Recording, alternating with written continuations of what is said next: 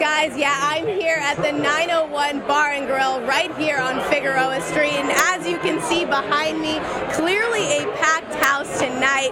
Now, this place is always a popular destination for students and local residents alike to come in and watch their favorite sporting events on the one of over 10 TV screens in here. But tonight, almost all of those screens tuned in to one game. That game is Game 7 of the World Series. Now, this is the 37th winner-takes-all game in World Series history, but it's been a historic year for both teams. 108 years since the Chicago Cubs last won, 71 years on the other side with the Cleveland Indians, so that's a combined over 150-year World Series drought from both teams. So tonight, history will be made no matter what the outcome.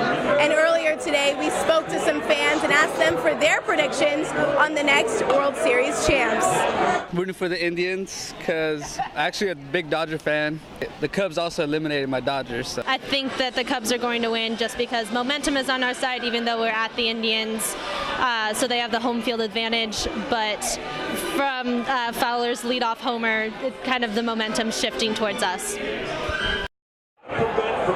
And it is standing room only tonight at Progressive Field in Cleveland. But here, a similar situation as fans continue to pour in to support their favorite team. And I'm here joined by one of those fans tonight. This is Carlos, and I don't know if you can tell what team he's rooting for tonight, but a loyal Chicago Cubs fan. So I know you're anxious to get back to the game. I only have one question for you. But so as someone from Chicago, what does it mean to finally see your team make it this far and to hopefully be winning a World Series tonight? Oh man, it's incredible, you know, lifelong Cubs fan. See these guys here after 108 years of possibly winning the series. It's super emotional, super anxious, but it's an awesome being here. Awesome to see all these Chicago fans out in LA too, traveling well, so hopefully we take it home and hopefully Chicago gets to celebrate tonight. All right, well, I know he's anxious and excited to get back to the game. I'm going to let him go. You can go watch your Cubs on screen, all right?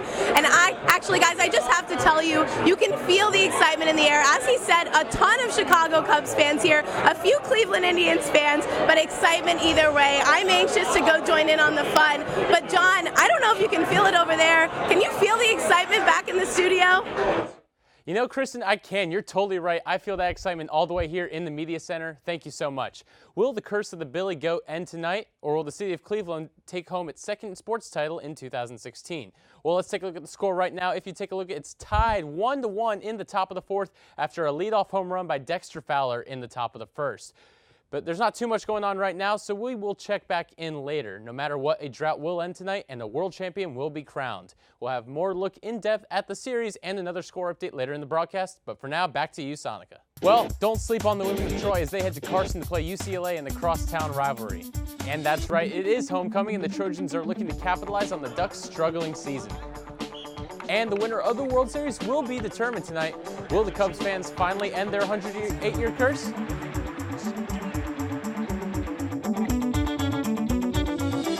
Welcome back to ATVN. Before we get back to the World Series, it's homecoming week, and the Ducks are coming to town as the Trojans try to grow their 4-game winning streak. In order to drown the Ducks defense, quarterback Sam Darnold will need to prevent these turnovers, and he has done so multiple times over his short 5-game career as a starter. So far, Darnold has notched 3 picks along with 6 fumbles this season. I got to protect the ball. I got to slide more and get that out there, but also see that one high safety, the ball that I threw a pick on. I got to see stuff like that, and I got to be more aware, but you know, it's a learning experience, and I'm glad we got the win. Darnold will rely on star receivers Juju Smith-Schuster and Darius Rogers to haul in the big throws and prevent him from getting any more interceptions against the Ducks. Kickoff is set for 4 p.m. in the Coliseum, which will allow plenty of time for tailgating and to watch the homecoming matchup. A win would keep the Trojans in the running for a Pac-12 championship bid. The number 5 ranked women of Troy are getting ready for senior night at the StubHub Center in Carson this Friday night, where they will take on rival number 18 UCLA in the Crosstown Cup matchup. We're getting in our weight sessions, our recovery sessions, our running sessions, alongside working on our technical abilities, as well as working on the tactical side of things. I don't want to give too much away, but we're ready and we're excited for Friday. Morgan Andrews and the rest of the women of Troy look to expand on their 8-1 record against the 6-3 Bruins before the start of postseason play next week. This is their last game of the regular season. And let's take a look back at one of the best World Series in recent memory. As Game 7 continues, let's see how the Cubs were able to come back and tie it after being down 3-1. Chicago could pull off a remarkable feat that would go down in postseason history. The Cubs got ahead 3-0 fast, and Addison Russell takes this one for the yard for the grand salami, making it 7-0. Fans back in Chicago are going wild as their Cubbies are able to stave off elimination, winning the game 9-3, forcing a Game 7. Managers of both teams had talked about the pending elimination game.